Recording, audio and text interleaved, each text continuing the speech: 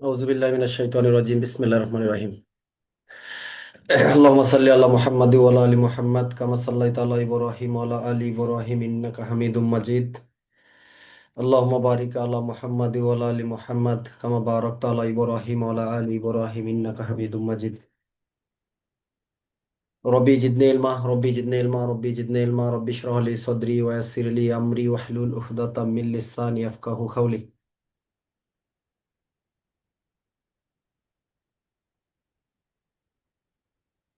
আচ্ছা, শুনতে পাচ্ছি না? আমাদের গত ক্লাসের আলোচনা ফৌজদারি শেষে ছিল, দুই তিনটা ধারা বাকি ছিল, এগুলো একটু আলোচনা করে রেকর্ডটা বন্ধ করে দিব। তারপর রিভিশন শুরু হবে ইনশাল্লাহ, ঠিক আছে? আচ্ছা, ফৌজদারি কার্যবিধি আইনের আমাদের গত ক্লাসে খুব সম্ভবত ফৌজদারি কার্যবিধির কত 550 পর্যন্ত ছিল না? 550 বা 51 ধারা পর্যন্ত। আচ্ছা, 551 ধারা হলো ঊর্ধ্বতন অফিসারের ক্ষমতা। ঊর্ধ্বতন অফিসার কারা আমাদের পুলিশে?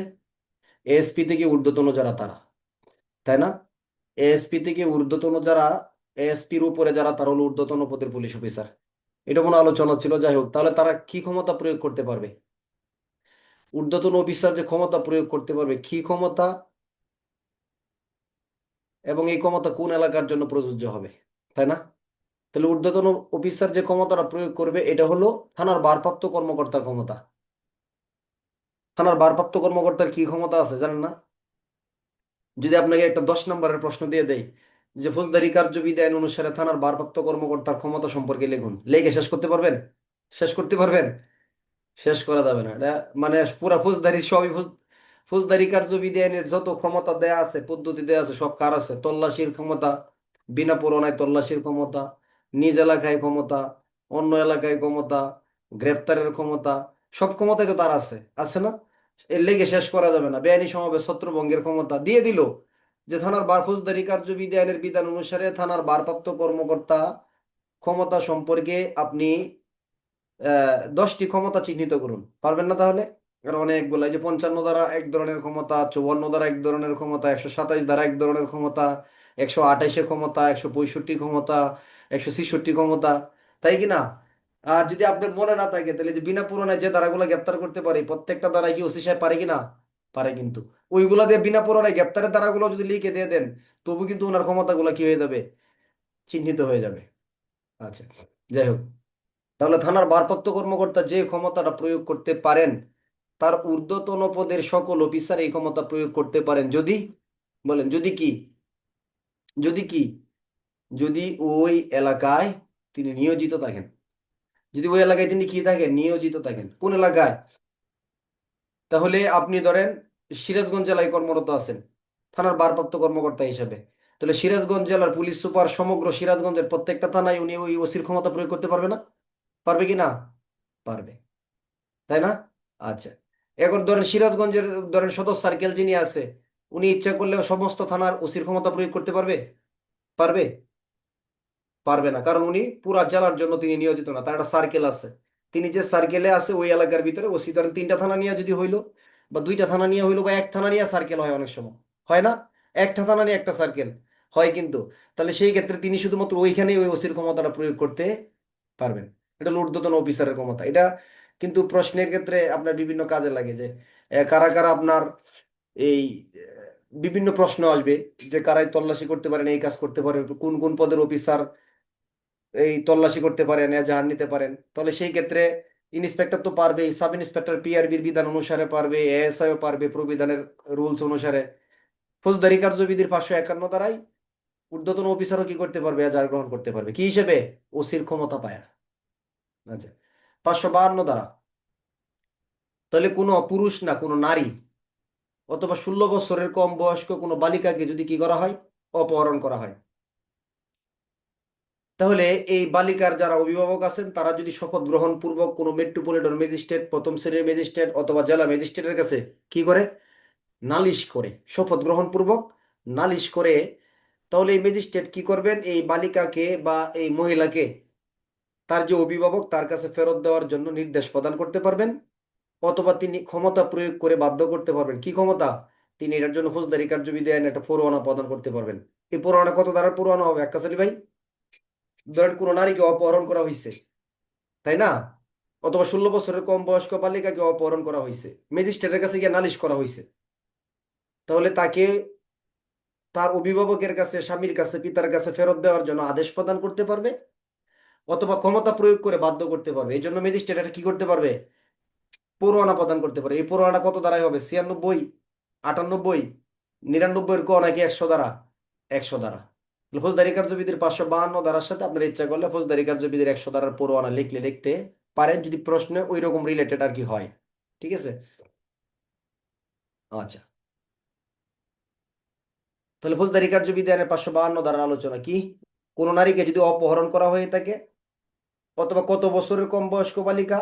16 বছরের কম বয়স্ক। কি এগুলো বয়স দিয়ে কিন্তু অনেক প্রশ্ন আসে। যদি ফৌজদারি কার্যবিধি প্রশ্ন আসে যে শিশুর অপরাধ যদি মৃত্যুদণ্ডে দণ্ডনীয় বা যাবজ্জীবন কারাদণ্ডে এরকম অভিযোগ হয়, তাহলে তাকে জামিনে মুক্তি দেওয়া যায় কত বছরের কম বয়স্ক হলে? কত বছরের? 18 বছরের কম নাকি?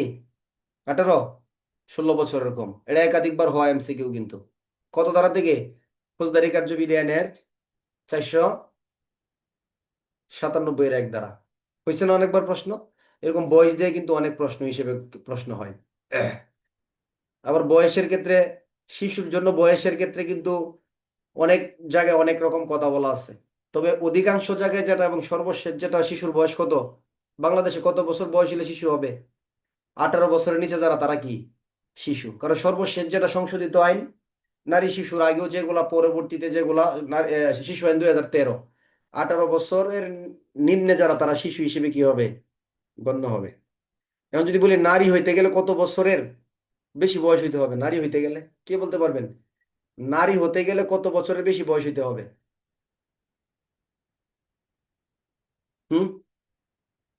ধরেন প্রশ্ন আসছে, পড়াবো তো এগুলো আপনাদের ইনশাল্লাহ, যে নারী শিশু, আজকে বেশি লম্বা আলোচনা করবো না যেহেতু রিভিশন আছে। নারী শিশু নির্যাতন দমন অধ্যাদেশ অনুসারে যদি কোনো নারী হইতে হয়, 2-এর 6-তে নারী সংজ্ঞা দেয়া আছে। তাহলে নারী বলতে যে কোনো বয়সের নারীকে বোঝাবে। বাস, যে কোনো বয়সের নারীকে বোঝাবে, কিন্তু একটা বয়স দিতে হবে আপনাকে। বয়সটা কত হইতে হবে? বয়স 16 বছর প্লাস হইতে হবে। 16 বছর না হলে নারী বলা যাবে না। কারণ কি? কারণ নারী শিশু নির্যাতন দমন আইনের 2-এর 2-তে আবার শিশু সংজ্ঞা দেয়া আছে, তাই না? তাহলে শিশু কত বছর? 16 বছর। তাহলে 16 বছরের নিচে যারা, তারা ছেলে হোক মেয়ে হোক কি শিশু। তাহলে নারী হইতে গেলে 16 বছরের উপর হইতে হবে। আচ্ছা, যাক ওইগুলো বাদ। তাহলে 552 ধারার আলোচনা হলো, কোনো অপহৃত নারীকে বা 16 বছরের কম বয়স্ক বালিকাকে অপহরণ করা হইলে তার অভিভাবকের কাছে ফেরত দেওয়ার আদেশ কে দিতে পারেন? থানার ভারপ্রাপ্ত কর্মকর্তা, পুলিশ সুপার, নাকি ম্যাজিস্ট্রেট? ম্যাজিস্ট্রেট। কোন ম্যাজিস্ট্রেট? মুখ্য মহানগর ম্যাজিস্ট্রেট, তাই না? অথবা প্রথম শ্রেণীর ম্যাজিস্ট্রেট, অথবা জেলা ম্যাজিস্ট্রেট। তারাই আদেশটা প্রদান করতে পারবেন। আচ্ছা, ফৌজদারি কার্যবিধি পরবর্তী 560 ধারাটা একটু দেখবেন, কারণ এটা দণ্ডবিধি আইনের একটা ধারার সাথে শাস্তির বিধান আছে। দণ্ডবিধি আইনের 9ম অধ্যায়ের একটা ধারা আছে, 169 ধারা। ফৌজদারি কার্যবিধির 560 ধারার বিধান যদি কেউ অমান্য করে, দণ্ডবিধি আইনের 169 ধারায় তার কি হবে? শাস্তি হবে। ফৌজদারি কার্যবিধি আইনের 560 ধারা বিধান যদি কেউ অমান্য করে, শাস্তি হবে দণ্ডবিধি আইনের কত ধারা? 169 ধারা। বিধানটা কি? ধরেন আপনি আব্দুল মালেক, আপনি একজন সরকারি কর্মকর্তা বা কর্মচারী, হ্যাঁ, বা কোন একটা জায়গার অফিস প্রধান। তাহলে যদি 169 ধারা কি বলছে দণ্ডবিধি আইনের, যে আহ, কোনো সরকারি কর্মচারী কোনো ধরনের নিলামে, কি নিলামে অংশগ্রহণ করতে পারবে না, এবং নিজের নামে বা অন্যের নামে সম্পত্তি কি করতে পারবে না? ক্রয় করতে পারবে না অনুমতি ছাড়া, তাই না? অর্থাৎ পুলিশ প্রবিধানের 110, পুলিশ প্রবিধানের 110, পুলিশ প্রবিধান 110-এ বলছে যে পুলিশ অফিসার কি করতে পারবে না? সরকারি নিলামে অংশগ্রহণ করতে পারবে না। বোঝার চেষ্টা করেন, সরকারি নিলামে অংশগ্রহণ করতে পারবে না কার অনুমোদন ছাড়া? ডিআইজির অনুমোদন ব্যতীত। পুলিশ প্রবিধানের 110। আচ্ছা, এবং এই 110-এর সাথে শাস্তি বিধান অমান্য করলে নর্মালি পুলিশের 29 ধারা হবে, কিন্তু দণ্ডবিধি 169 ধারা বলছে যে সরকারি কর্মচারী নিলামে অংশগ্রহণ করতে পারবে না, নিজের নামে পরিবারের নামে অন্যায়ভাবে সম্পত্তি ক্রয় করতে পারবে না। দণ্ডবিধি ধারা কত? 169। ফৌজদারি কার্যবিধির 560 এসে বলতেছে যে অফিসার সম্পত্তি বিক্রয়ের জন্য নিয়োজিত, তাহলে আপনি আব্দুল মালিক এই সম্পত্তিটা সরকারি সম্পত্তি বিক্রয়ের জন্য আপনাকে দায়িত্ব প্রদান করা হয়েছে, তাহলে আপনি এই সম্পত্তি কি করতে পারবেন না? ধরেন একটা নিলামে বিক্রি করার জন্য একটা দরপত্র আহ্বান করা হয়েছে, টেন্ডার। এখন আপনি বলতেছেন এই সম্পত্তি তো কম দামে কিনা যাবে, তাহলে আমি এটা কিনে নিয়ে নেই, অথবা আমি কি করি, এটা এই নিলামে আমি নিজে অংশগ্রহণ করে ফেলি। এটা করতে পারবে না। তাহলে বিক্রয়ের সাথে জড়িত অফিসার কোনো সরকারি সম্পত্তি ক্রয়ও করতে পারবে না, এবং এটা সে নিলামে অংশগ্রহণও করতে পারবে না। ধারা কত? ফৌজদারি কার্যবিধির 560 ধারা। যদি 560 ধারার বিধান অমান্য করে, তাহলে তার শাস্তি হবে দণ্ডবিধি আইনের 169 ধারা। বুঝছেন? এরকম আর কি। ফৌজদারি কার্যবিধির 561 ধারা মোটামুটি একটা প্রশ্নমুখী হতে পারে। আচ্ছা, দর্শন, দর্শনের সংজ্ঞা কোথায় আছে বলতে পারবেন? যদি প্রশ্ন করা হয় যে দর্শনের সংজ্ঞা কোন আইনে বলা আছে, মানে দর্শনের সুস্পষ্ট সংজ্ঞা কোথায় বলা আছে? ক, দণ্ডবিধি আইনে। ক, নারী শিশু নির্যাতন দমন অধ্যাদেশে। গ, শিশু আইনে। ঘ, সব কয়টা সঠিক? এখন কিন্তু দুইটা অপশন বলার অপশন রাখি নাই আমি। তাহলে দর্শনের সঠিক সংজ্ঞা দেয়া আছে কোথায়? দণ্ডবিধি আইনে। কিন্তু মনে রাখবেন, নারী শিশু নির্যাতন দমন আইনে যে দর্শনের 2 এর মতে সংজ্ঞা আছে, এটা কিন্তু আলাদা কোনো সংজ্ঞা নাই। কি বলছে? দণ্ডবিধির 375 দ্বারাই যে দর্শনের সংজ্ঞা সেটাই বোঝাবে, নারী দর্শন। তাহলে দর্শন হলো যদি কোনো ব্যক্তি কোনো নারীর সাথে নিম্নোক্ত উপায়ে যৌন সঙ্গম করে, তাহলে সেটা দর্শন হিসেবে গণ্য হবে। প্রথমটা কি? নারীটির ইচ্ছার বিরুদ্ধে। দ্বিতীয়ত, সম্মতির বিরুদ্ধে, মানে সম্মতি নাই নারীর। তৃতীয়ত হলো সম্মতি নিছে, বাট সম্মতি ভয়ভীতি বা জোরপূর্বক ভাবে নেওয়া হয়েছে, তাহলে এটা সম্মতি হয় না সাধারণত। চতুর্থ হলো যে ক্ষেত্রে নারী লোকটি জানে পুরুষটি তার স্বামী, কিন্তু পুরুষটি জানে সে তার কি নয়, স্ত্রী নয়। তো এখানে বাটপার কে? পুরুষটা বাটপারি করছে এখানে, বুঝেন নাই? মানে প্রতারণা করছে বা ছলনা করছে। মানে বলছে, এমন ভাবে বিশ্বাস করাইছে যে আমি তোমার স্বামী। নারী মনে করছে আসলে স্বামী, কিন্তু পুরুষ লোকটা আসলে জানে সে তার কি নয়, স্বামী নয়। এটা একটা দর্শন। তো এটা বলার কারণ কি? এগুলো তো আমরা পড়বো, তাই না? আমাদের আলোচনার বিষয় হচ্ছে হলো এখন যে ক্ষেত্রে মেয়ে বা নারী লোকটির বয়স কত বছরের কম?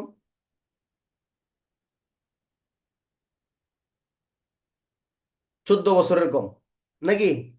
14 বছরের কমের কোনো নারীর সাথে যদি যৌন সঙ্গম করা হয়, যদি তার সম্মতি থাকে, তাহলে সেটাও কি হিসেবে গণ্য হবে? দর্শন হিসেবে গণ্য হবে। তবে এটার ব্যতিক্রম আছে। ব্যতিক্রম কি? ব্যতিক্রম হলো যদি স্বামী, স্বামী কর্তৃক, মানে স্বামী যদি তার স্ত্রীর সাথে যৌন সঙ্গম করে, এটাও দর্শন হিসেবে গণ্য হবে। যদি তার স্ত্রীর বয়স কত বছরের কম হয়? কত বছর? 12 বছরের কম? 13 বছরের কম?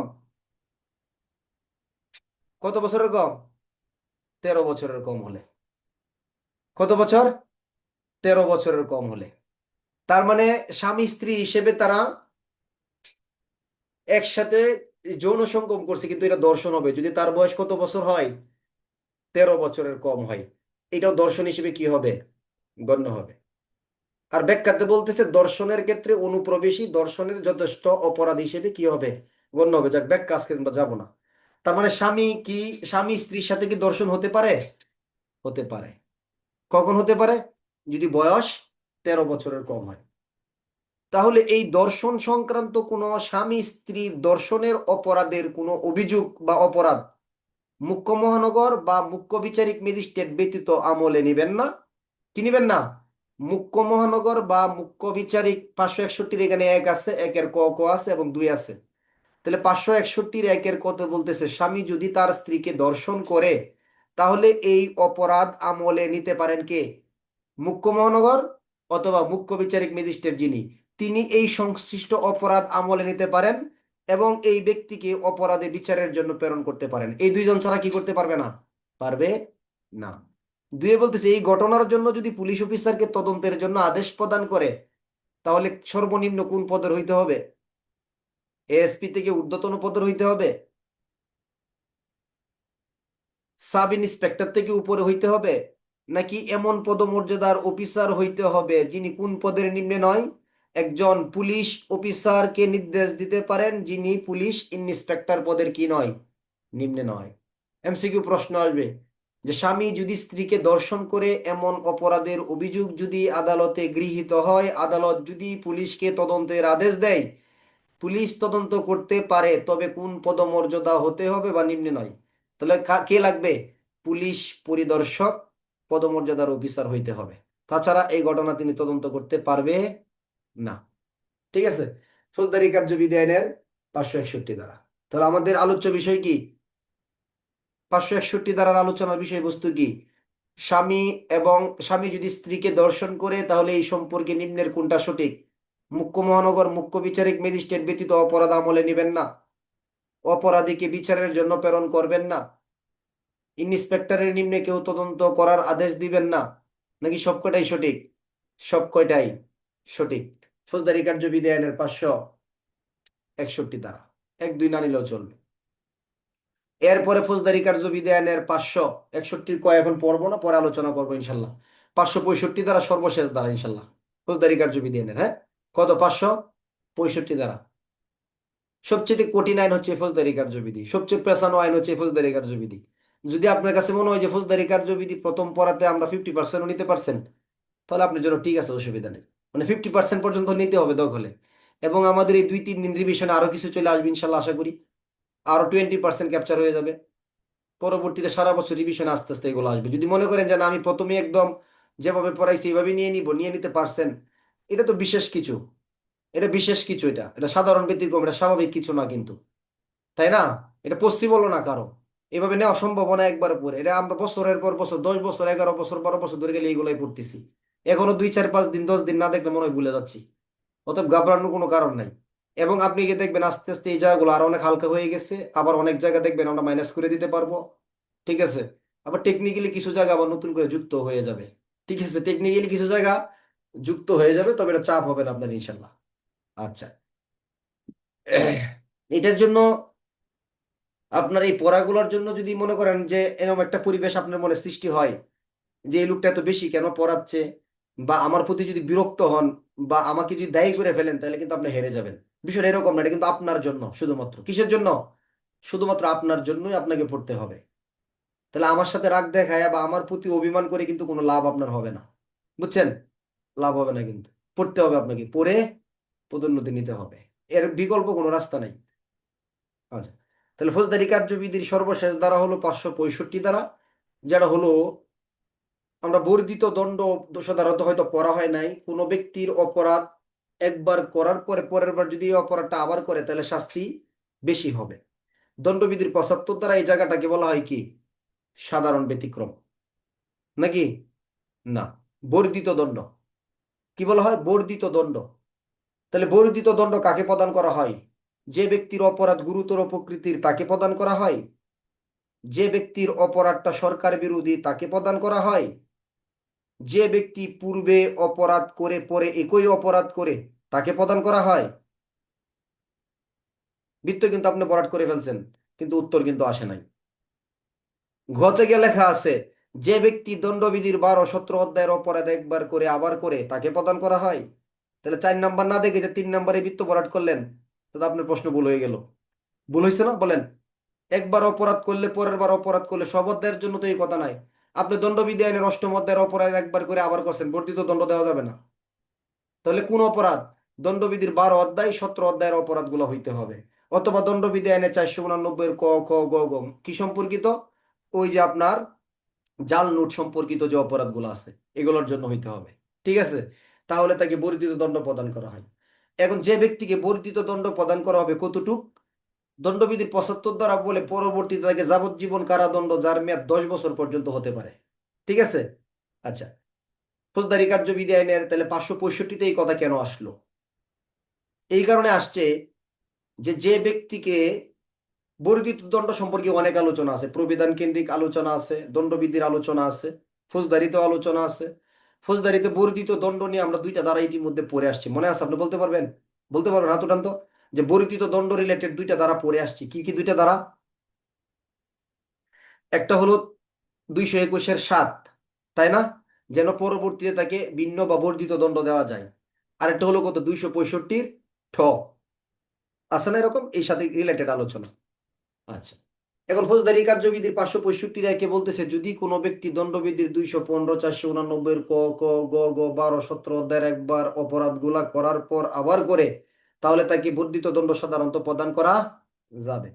আচ্ছা, এবং তাই নয়, বর্ধিত দণ্ড প্রদান করার দ্বারা এটা না। এখন আপনি নাসির উদ্দিন, আপনাকে বর্ধিত দণ্ড প্রদান করা হলো, তাহলে প্রথমে কি দণ্ড ছিল? ধরেন 3 বছর, চুরির অপরাধে 3 বছর দণ্ড দেওয়া হলো। পরের বার কি 3 বছর দেওয়া হবে? না, পরের বার আপনাকে ধরেন বাড়ায় দেওয়া হবে, 10 বছর হইতে পারে বা যাই হোক দিল। এখন আজকে আপনার দণ্ডের মেয়াদ কি শেষ। তাহলে দণ্ডের মেয়াদ শেষ মানে কি জামিন, না খালাস, না মুক্তি? মুক্তিপ্রাপ্ত ব্যক্তি। কি ব্যক্তি এটাকে? এটা কিন্তু মুক্তিপ্রাপ্ত ব্যক্তি বলতে হবে। এটা খালাস বলবেন? খালাস তো মামলার বিচার কার্যক্রমের মাঝখানে ছেড়ে দেওয়া হয়েছে। তাহলে এই ব্যক্তি কি খালাস না মুক্তিপ্রাপ্ত? এটাকে জামিনও বলা যাবে না, খালাসও বলা যাবে না, মুক্তিপ্রাপ্ত ব্যক্তি বলতে হবে। ওকে। আচ্ছা, নাহলে কিন্তু প্যাঁচ লাগাই দিবেন পরে। এখন এই ব্যক্তি মুক্তি নাসির উদ্দিন, কিন্তু আদালত এত সহজে তাকে ছাড় দিবে না। কি করতেছে? বুঝে, নাসির উদ্দিন আপনি চলে যাচ্ছেন ভালো, কিন্তু শর্ত আছে কি, যে অনধিক 5 বছর, মানে 5 বছর হইতে পারে, 4 বছর, 3 বছর, এরকম একটা সময় দিবে। কি সময় দিবে? যে আপনি কিন্তু আপনার গতিবিধি সম্পর্কে নজরদারি তো করা হবেই, 5 বছরের ভিতরে যদি বাসস্থান পরিবর্তন করে অন্য কোথাও যান, অথবা বাসস্থান থেকে অনুপস্থিত হয়ে যান, হতে পারে না যে আমি এলাকা ছেড়ে অন্য এলাকায় চলে গেছি, অথবা বাসস্থান পরিবর্তন করছি বা অনুপস্থিত হয়েছি, তাহলে সেই ক্ষেত্রে কি করতে হবে? বিজ্ঞাপিত করতে হবে বা জানাইতে হবে, অবগত করতে হবে। তখন নাসির উদ্দিনের কি মন ভালো না খারাপ? মনটা খারাপ হয়ে যাবে না? যে এই অপরাধের জন্য 3 বছরের জায়গায় দ্বিতীয়বার কত 10 বছর দণ্ড ভোগ করলাম, আবার বলতেছেন 5 বছর কোথাও যাইলে অথবা বাসস্থান পরিবর্তন করলে আপনাদেরকে জানাইতে হবে। বিপদ আর বিপদ, তাই না? আচ্ছা, এটা কেন করছে? এটা একটা প্রতিরোধমূলক ব্যবস্থা, যেন সে শিক্ষা হয়ে যায়, যেন আর অপরাধ না করে। এই জন্য তাকে এরকম একটা কি করছে, সিস্টেমে ফেলে দিছে। তাহলে কত বছরের জন্য এরকম শর্তে ফেলতে পারে? অনধিক 5 বছর পর্যন্ত। কি শর্তটা কি বলেন তো? 5 বছর অপরাধ করবেন না এই শর্ত? 5 বছর খাওয়া দাওয়া করবেন না এই শর্ত? নাকি 5 বছর বাসস্থান পরিবর্তন করলে বা অন্য কোথাও গেলে জানাবেন এই শর্ত? এই শর্ত। এটা হলো 565 কত এক। এখন এই নাসির নামক ব্যক্তি যদি এইটার বিরুদ্ধে আপিল করে এবং তার দণ্ড যদি রদ হয়ে যায়, তাহলে আদেশটাও কি হয়ে যাবে? বাতিল হয়ে যাবে। এটা আপনার না নিলেও চলবে, না নেওয়ার মতো। এখন এই যে নাসির উদ্দিন যে তার বাসস্থান পরিবর্তন করবে না বা অনুপস্থিত হইলে জানাবে, নাসির উদ্দিন বলবেন এর প্রক্রিয়াটা কি, সিস্টেম কি, নিয়মটা কি।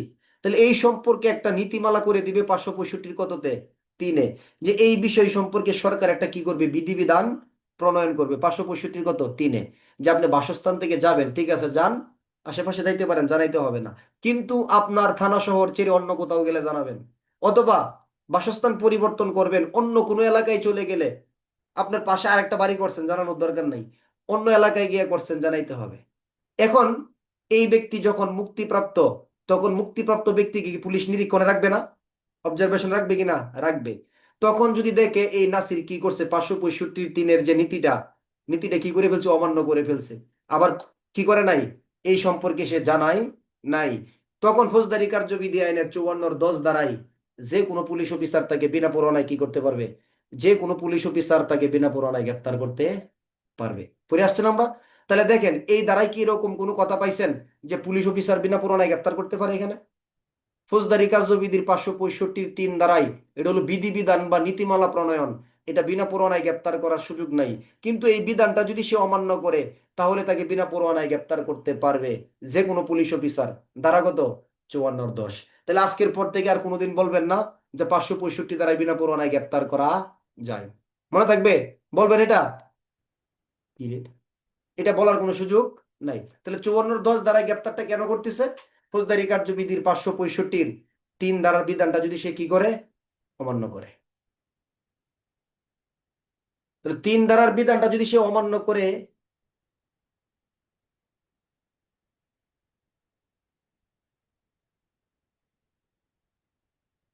আচ্ছা, এরপরে এখানে আরো আছে 565-4, এই আদেশটা কোন আদালত প্রদান করতে পারে?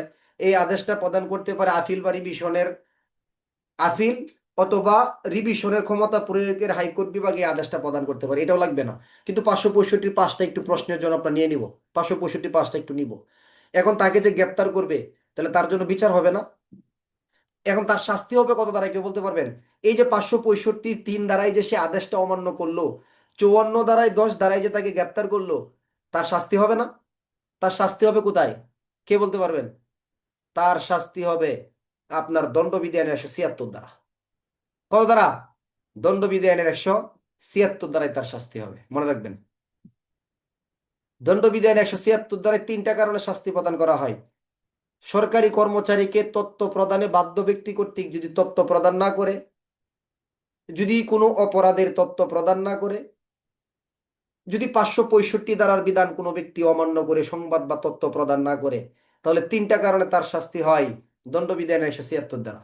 বুঝাতে পারছি বিষয়টা? আচ্ছা, তাহলে তার শাস্তি হবে যে তার অপরাধের বিচার করতে হবে না, তার বিচার কোন আদালতে হবে? বিচার কোন আদালতে হবে?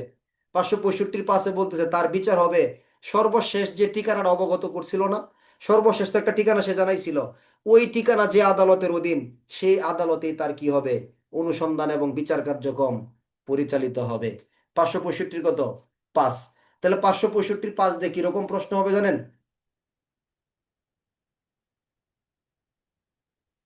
প্রশ্ন হবে যে, এর আগে একটা প্রশ্ন করে নেই। ফৌজদারি কার্যবিধির 565 ধারার বিধান অমান্য করলে 54 ধারায় গ্রেপ্তার করা হয় কোন ব্যক্তিকে? ক, যাকে শর্ত সাপেক্ষে দণ্ড মওকুফ করা হয়েছে সেই ব্যক্তিকে। খ, মুক্তিপ্রাপ্ত ব্যক্তিকে। গ, জামিনে মুক্তিপ্রাপ্ত ব্যক্তিকে। ঘ, সব কয়টা সঠিক? সবাই আঙ্গুলগুলো উঠান প্লিজ। রোজার দিন যদি আমার কষ্ট হবে, একটু উঠান দেখি কি বুঝছেন। প্রশ্নটা বুঝছেন না? খুব ক্রিটিক্যাল একটা প্রশ্ন। এটা কিন্তু গুরুত্বপূর্ণ প্রশ্ন, যে 565 ধারার বিধান অমান্য করলে 54 ধারায় যে গ্রেপ্তার করা হবে, এটা কোন ব্যক্তি? ক, মুক্তি, জামিনে মুক্তিপ্রাপ্ত ব্যক্তি। ক, মুক্তিপ্রাপ্ত ব্যক্তি। খ, শর্ত সাপেক্ষে দণ্ড স্থগিত বা মওকুফ করা হয়েছিল এরকম ব্যক্তি। গ, সব কয়টা সঠিক? তাহলে উত্তর হবে 2 নম্বর বা খ। অর্থাৎ এই ব্যক্তি হলো মুক্তিপ্রাপ্ত, এটা কিন্তু জামিনে মুক্তিপ্রাপ্ত নয়। বুঝাইতে পারছি বিষয়টা? এই ব্যক্তি কিন্তু মুক্তিপ্রাপ্ত, তার দণ্ডের মেয়াদ কি হয়ে গেছিল, শেষ হয়ে গেছিল।